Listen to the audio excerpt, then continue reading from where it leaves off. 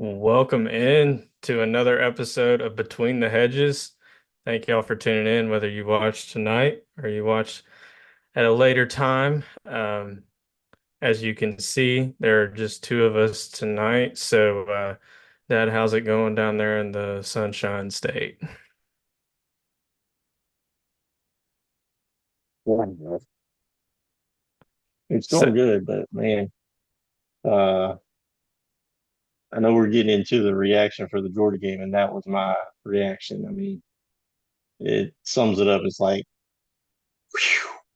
I'm glad that game's over, and 1 point victory is better than a 1 point loss. So we'll put it in the W column, and we'll move on. But it I don't want to see any more of those type games the rest of the season. That's for sure. yeah, definitely not. You know, Obviously, I'm not gonna say that I called a 1 point victory. But I kind of suspected it to be a fight for us, maybe not that much of a fight, but yeah, I mean that was an old school ground and pound and field position, and that's a Kirby Smart style game, and really Mark Well, Stoops game. So yeah, yeah, I agree 100%. And I think the biggest difference for Georgia in that game last night, the biggest difference that I saw was our tackling. Mhm. Our tackling sucked as far as on Georgia level, Georgia standards. I mean, I lost count. I don't know that I can count as high as, um, um, how many missed tackles we had, especially tackles that would have been for losses. I mean, seemed like every running play they had, we had at least one or two missed tackles, and we missed even Brock, potential sacks, or when he decided to run, we had chances to get him for losses, and he wiggled out of it too. I mean, it was just horrendous. And that one stat, if we tackle like we normally do and like we're capable of, I feel like they probably don't even score in that game, not even the field goals that they got. Now, granted, we didn't blow the doors off on offense either, but our defense just did not tackle well, and that's what kept them in the game and made it as close as what it ended up being. yeah, that's a really good point. I kept thinking, I was like, man, when's the last time that Georgia missed this many tackles? But on the flip side of that is, if the defense doesn't play lights out like it did as far as, scoreboard and getting stops when they really needed to and forcing punts, knocking down, a couple of deep passes, um, we're sitting here talking about a loss. So, I'm not saying our defense didn't play well. Our defense is what won that game for us, 100%. Our defense wasn't as elite as it is, and didn't have as many playmakers and studs. Yeah, we would definitely be talking about a loss to not, as our reaction show. But they just did not tackle as well as what they normally do, and that would have made the game at least a little more comfortable than what it was last night watching it. yeah. Because I mean, we would have totally just shut them down. Yeah, and I kind of wanted to speak on the offense because I think there's this thought that because Carson Beck, in a lot of people's eyes, mainly scouts and the guys that really know what they're talking about, like Kuiper and those guys have him the first quarterback taken in this upcoming draft. So the thought is, oh, we're just supposed to be superior on offense to everybody. And maybe we should, but we're still going to be playing some dang good defenses. And that was a dang good defense, especially a front seven. And it's tough sledding against a front seven, no matter what level of football you're playing. So I'm not saying that as an excuse for Beck in the offense. They definitely looked out of sync. Um, but I think that's probably the most, shut down we will see our offense be the rest of the Well, season. I hope you're right about that. We still, the very next game we're off this coming up week. We got a bye week to hopefully rest, recover, heal up a little bit. Some of our dinged up guys that missed the game last night, mainly on our defensive line. But going back to one of the points you said about the offense, in correlation with the thing that wasn't up to the standard on defense being the tackling on offense, the thing that wasn't up to our standard that made all the difference in the world was our blocking. There were a Mhm. ton of missed blocks. So if you're not going to block them, guess what? It's easier for them to make plays, right? So um, there's just a whole lot to clean up over this next week. And I tell you what, I would not want to be one of these players because if you watch the game, Kirby at the fourth quarter, he had seen enough of that crap. He was tired of the effort and the lack of wrapping up and tackling and blocking properly and sticking with your man and all that stuff. I mean, he had enough, and I can't imagine how tough this week's practices are going to be because there's not a game Saturday to worry about. You know, so our blocking, our tackling, if those are better, this game was a totally different game if they were up to our standard. The good news is we were just that much better than Kentucky, where we did play. God, that was probably our C or maybe even D level game, I would say, and it was good enough to squeak out a 1 point win on the road in the SEC. Yeah. But I don't really want to, like I said, I don't want to see games like that again because if we pull out that crap against Alabama in 2 weeks, we are going to have a reaction show after a loss. Yeah. Just because of Alabama's offense, really. And then later on down the line against Texas, and then after that Tennessee or Ole Miss, we pull out that type of game again. You, you could be staring at 4 losses, and you never would have thought at the beginning of the season to say that. But if we play like that, I honestly think that's what would happen against those opponents. Yeah. Yeah. I mean, I that's a don't good. think we're going to play like that. I think they're going to get it worked out. I think they're going to get things buttoned down, and Um, I don't think we'll play like to that those at those levels and have those issues against those teams. But I'm just saying hypothetically, if we did, Georgia would be 8-4 at the end of the season. Yeah, no, that's a very good point. And I know, look, coming into the season, we all knew that this was going to be our toughest schedule in a long time, maybe ever, Mm-hmm. um, because we've never had to play Texas before as a SEC game, especially on the road. So that's a tough place to play. Um, Same thing with Alabama. Got Alabama in 2 weeks. Luckily, it's 2 weeks away, so I give Kirby the advantage there to prepare for that team. Um, Still not going to be easy because we're going to have to match them on offense. We're going to Yeah. have to, and we're going to have to get some guys Our back.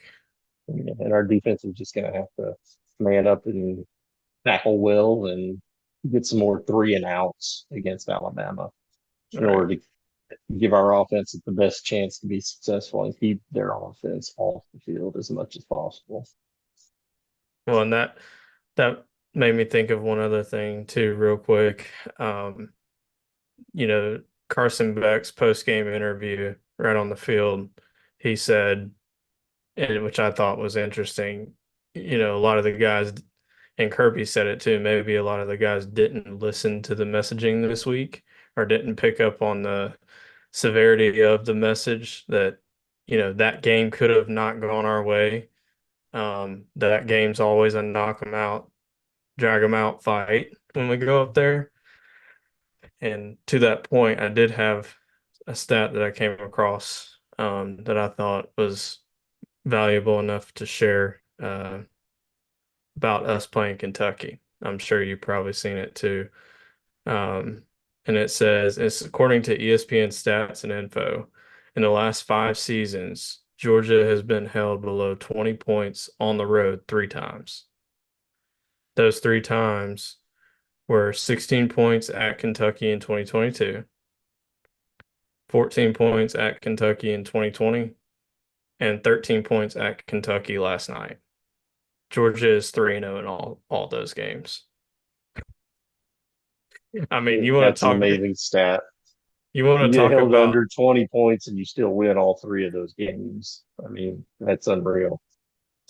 squeaking it out and, having the superior athletes and the superior defense.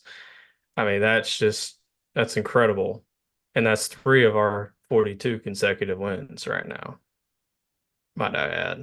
So, And two, it makes you curious. It seems like there's something about when we go on the road for our first SEC game of the season. What it may not be our first SEC game of the season, but the first time we're on the road in the SEC, each of the last, I would say, 3 or 4 seasons, we have just had these games where we just are squeaking them out. Last year it was Auburn.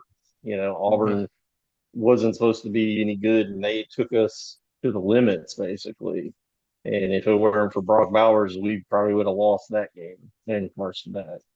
But Yep. then a couple of years ago, I think the first road game was the Missouri game, where I think we beat them 26-22 was the final score.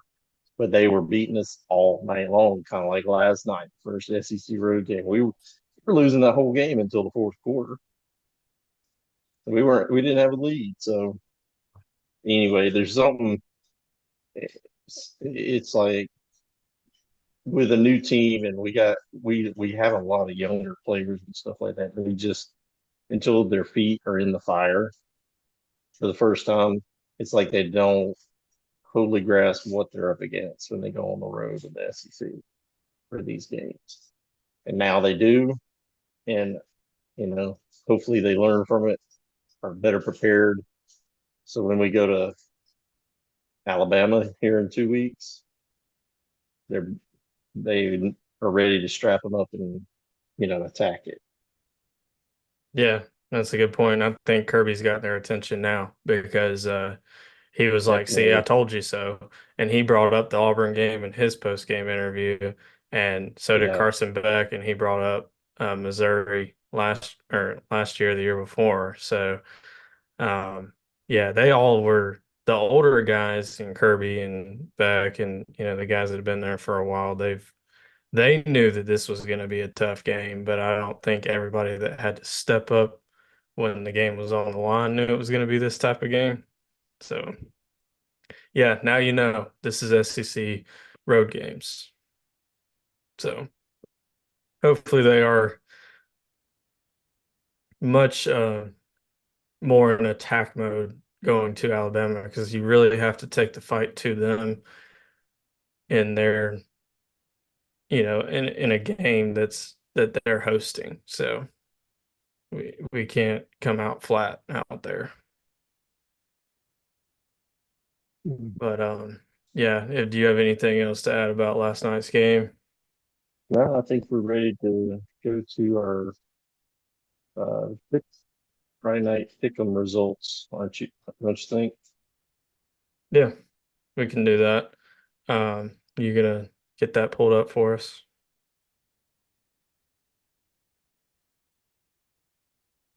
Can you see that? Yep. All right. So as you can see here on the screen, we have the results for the 6 games, and we have, of course, the final score for each game,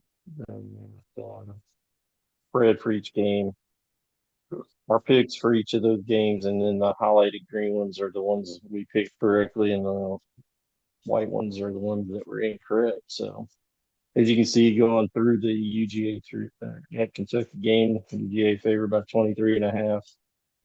Both me and Matthew picked UGA thinking we were going to go in there and, you know, take care of business. You thought it would be a closer game than that. You were right, Micah. I didn't So think it would be that, that close. yeah, I didn't think it would be that close, obviously either. But then, um, so that wraps up that you were the only one to pick that one correctly.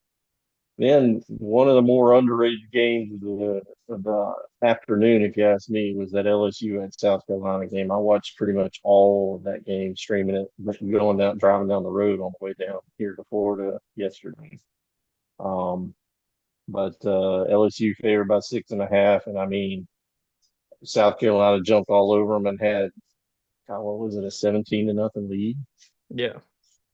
at the beginning. And LSU fought back and then took the lead and back and forth a little bit and ended up being a 3-point ball game. So you picked LSU, you missed out on that one, but me and Matthew both took South Carolina. We win. We got the right pick on that. Um, anything to say in particular about that game? You think?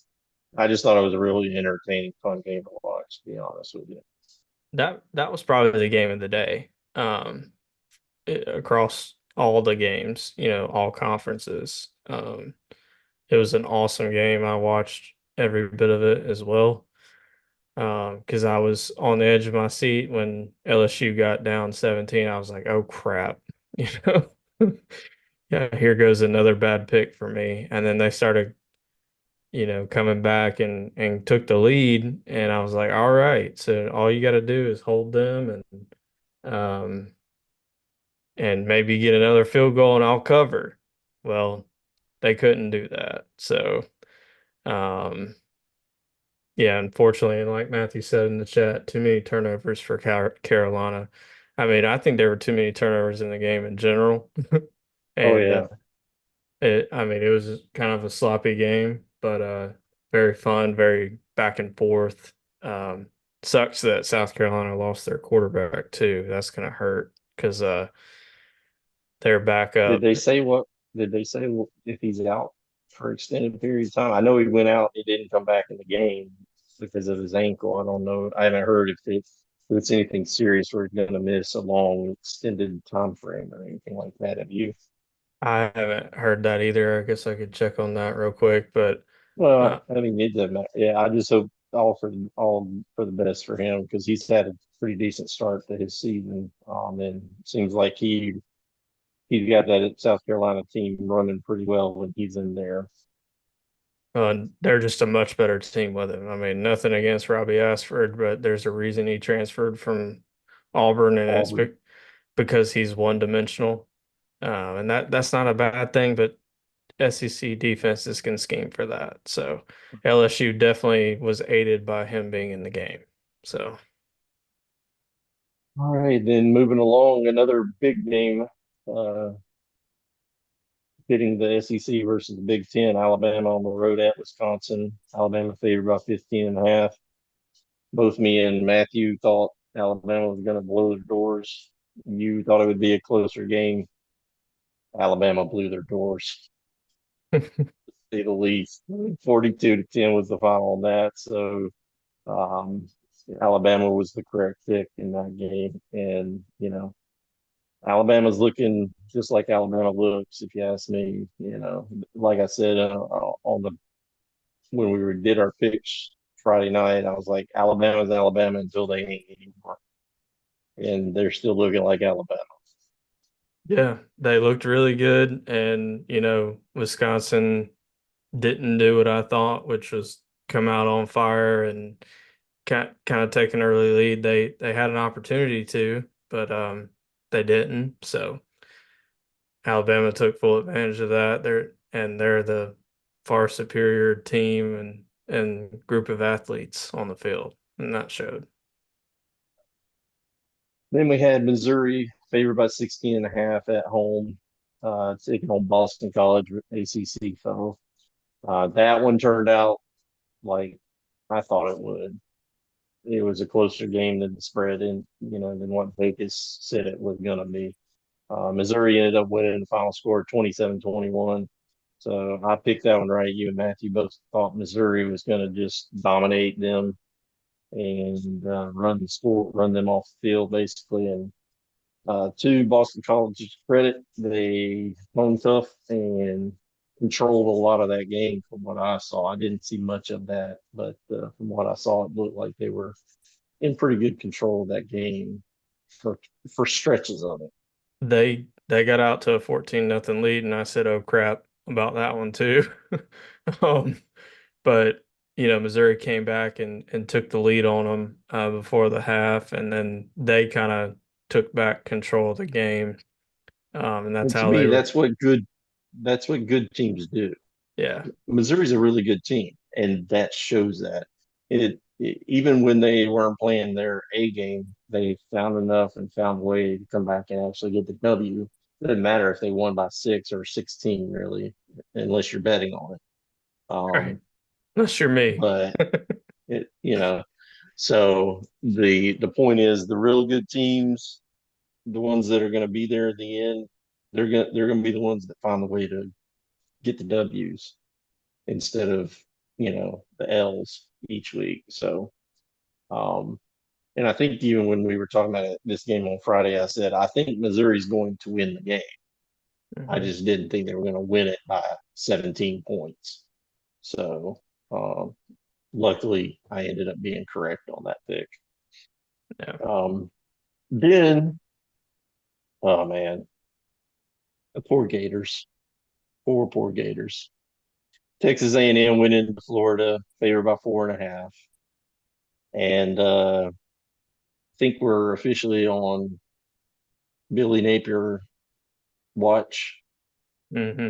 after this game for him getting let go. Um, I don't see how they are going to be able to continue with things the way it's status quo right now, the way things are.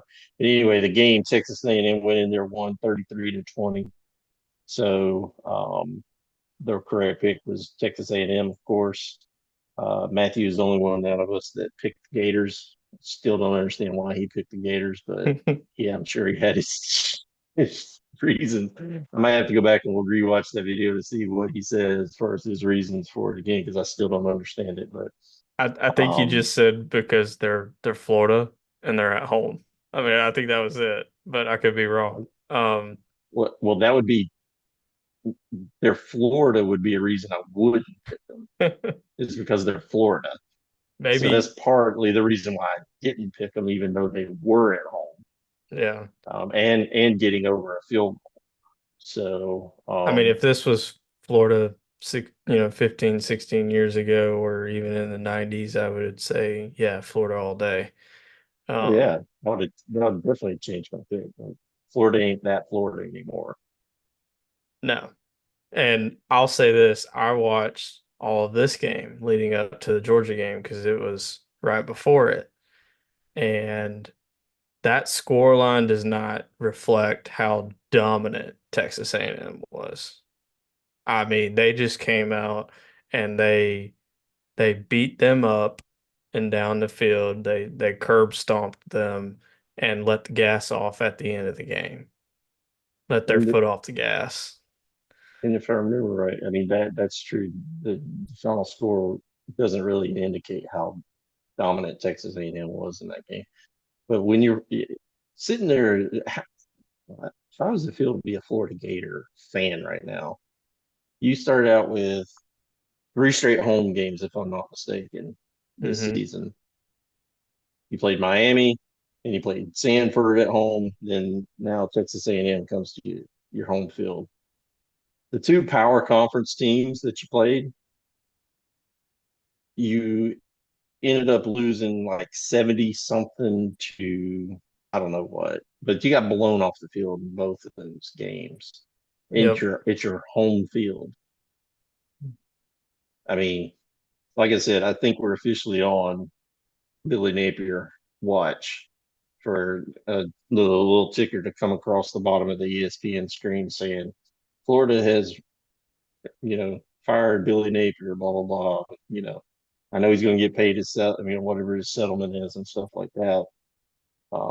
So he'll be Well, fine in the long run, but well, maybe not though, because I read something right after the game where they're already looking into there may be a clause not to be able to pay his buyout. I So guess they're always going to try to not pay it. But if anyway, either way, I think he's gone. I mean, if they're already talking about that, then they're 3 games looking. into the season, yeah, They're you're right. looking. So chances are he's not going to be standing on the sidelines when it comes time for Georgia to play Florida later this season. And then after us, their schedule during that last half of their season is just totally brutal. So it's going to be a long, long season for Florida, regardless. And then to finish off the pick on games, we had Oregon minus 16 and a half at Oregon State. So you got the home dog. And me and you both thought about, based on how Oregon had played up to this point in the season, it was a good bet to take Oregon State and the points and, roll the dice. Well, we were wrong. Oregon woke up. They woke up finally and started clicking a little bit like what you're used to seeing Oregon do in the most recent year, the last couple of seasons. So they blew their doors off, and Matthew got that one correct. So did you have anything to say about that game? Yeah, I mean, I flipped back and forth between that one and the Texas A&M Florida game because they were on at the same time, and same thing. I mean, it this one started out much more competitively. They were trading blows, but once they got to halftime, I think it was 22 to 14 or something like that at the half. Oregon was leading. After that, Oregon just came out and pulled away. So I was at halftime, I was like, "Ooh, maybe I'm sitting pretty here. We got a third pick correct this week, and it's gonna be a close game all the way to the end." That's not true. So um, Oregon did wake up, and they're back to being. I think this is the beginning of Oregon waking up and being a real good team and a team that's going to be there at the end when it comes to deciding who wins this whole thing. So Yeah, I think you're probably right. I think they woke up. Um, we're looking at the week 2 results, by the way. my bad. There we go. So to sum up the totals for the week, Micah, you went 2-4, which brings your overall record to 3-9. Woo! Um, I went 4-2 on the week, which brings my total tally up to 7-5. And then Matthew came up with a 3-3 week for a 6-6 overall record after the 2 weeks we've been doing this. So Both of um, y'all not too shabby, a winning record and a 500, so not it's kind of bad. fun. So let's see how it continues to go the rest of the season. So that brings us to our weekly rankings. I'll start out mine. Basically, the only thing that changed is top two teams on mine. Ah, Everybody else stayed the same. you did the flip Every, and I did the flip. I think Texas, after watching them uh, again, I think their body of work right now is probably a little bit better than what Georgia's has been to this point. So yeah, I'll flip Texas and Georgia 1 and 2, and then 3 through 12 on my list pretty all stayed the same as last week. Ohio State, Alabama, Tennessee, Ole Miss, Missouri, Miami, USC, Oregon, Penn State, and Utah. do you have anything else to add to Texas overall being better? No, I just think it's to this point in the season, I can see that they would be looked at as the number one team. It's just the simple, you know, after us cutting it so close, the first half against Clemson, the first half against Kentucky last night, you just got to be better, start faster on offense, take the game away from these teams. Now, granted, with Clemson in the third and fourth quarter, we totally dominated and took them to the woodshed. That didn't happen last night. Um, so, yeah, I think it was warranted for this week. It could change back after next week's game. In fact, if we beat Alabama, I probably will switch it back no matter what Texas does.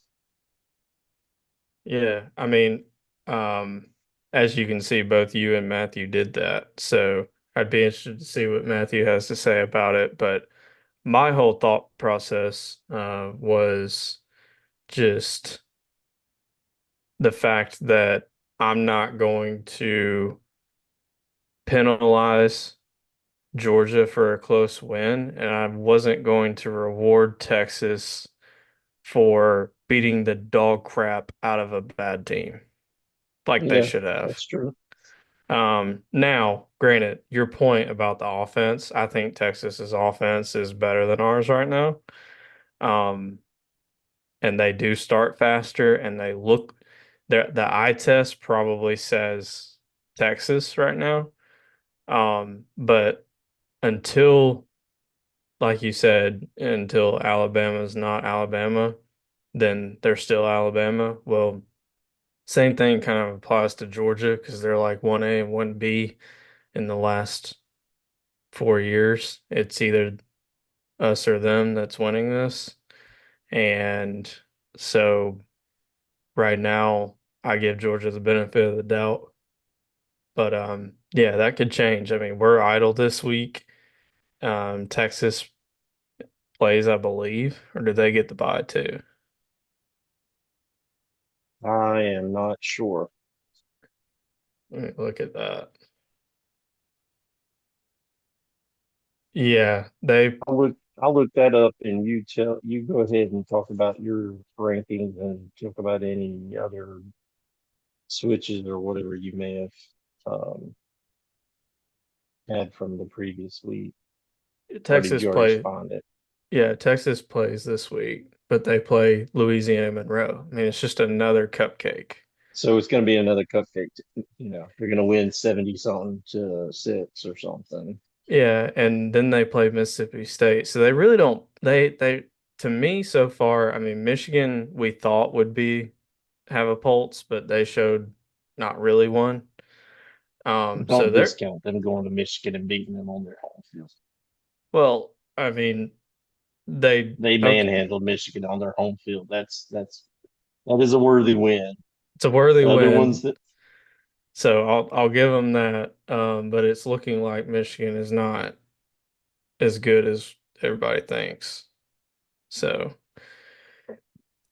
anyway, the start to their season is pretty easy flowing up until they play us. They play Oklahoma right before us, so that could be, Oklahoma beat them last year. So, um, anyway, for me, after that, the top two, I mean, obviously it was a debate for me as well. I thought about doing the same thing that y'all did. I left Ohio State at three, like you did, just because again, I'm not going to penalize them for being off the bye week. Can't win unless you like lose your starting quarterback or lose somebody significant or somebody gets kicked off the team, something like that. So we'll keep them there for now. I moved Alabama up. I don't know if y'all recognize that, but I had Alabama lower than y'all before that. And so I put them at four. They're looking like the real deal. Put Tennessee at five because same thing. I think it'd be a coin flip. And if Alabama and Tennessee played right now, it'd probably be about a 50-50 split on the results. So, um, got Miami at six. I left Missouri the same. But then I flipped. I brought Oregon back up into the top 10 because they look like I'm rewarding them for it, but I'm not ready to put them back in the top five just because, they're not quite there. I want to see them do it again. But if they do it again and I then they mean, get, me and you both have Oregon at 10, so I yeah, agree. if they go to Ohio State and destroy them or come out of there even with a touchdown or more victory, I'm putting Oregon in the top five. So, Well, um, they would definitely have earned it at that point. yeah. At And that point in the season. and then like I moved I either moved Utah up one or down one, but notably I kicked Penn State out of my top 12 just because I'm not too impressed right now. Oregon's definitely the better Big Ten team right now. And Oklahoma State, they still deserve to be in the top 12 in my opinion. They found a way to win against Arkansas in a weird game that went to And then they overtime. should have lost. Right. They should have lost that game. There's no doubt. Oh But yeah.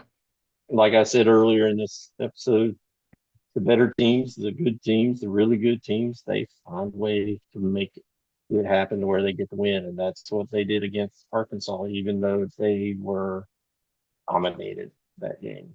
Yeah.